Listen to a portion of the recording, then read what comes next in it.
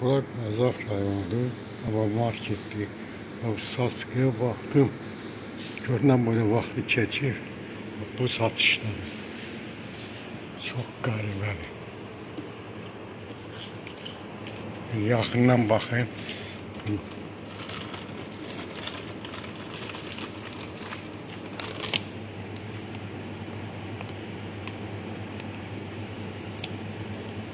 Çox yaxın.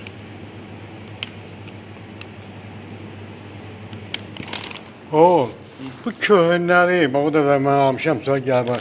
Bunu niyə satdıra qoysun ki? Bax, o da zəhərliyirdir, bax mənə.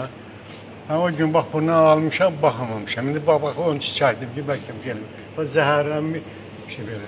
Bu səhər sizin yox, sən bunu nə verəcəkdir? Sən şey eləməyəcəklər, sən ancaq yoxdur, bu rəhbəri nə verəcək, deyəcək belə. Bax, mən o gün ondan 6 ənsini almışam, da bax belədir. Bu nəyə lazımdır elə bir şeydir? O da elə həmən tarixdir elə. Oğlan elədə, o sənə gələcək onun gölgələri. O rəhbərin nə verəcək?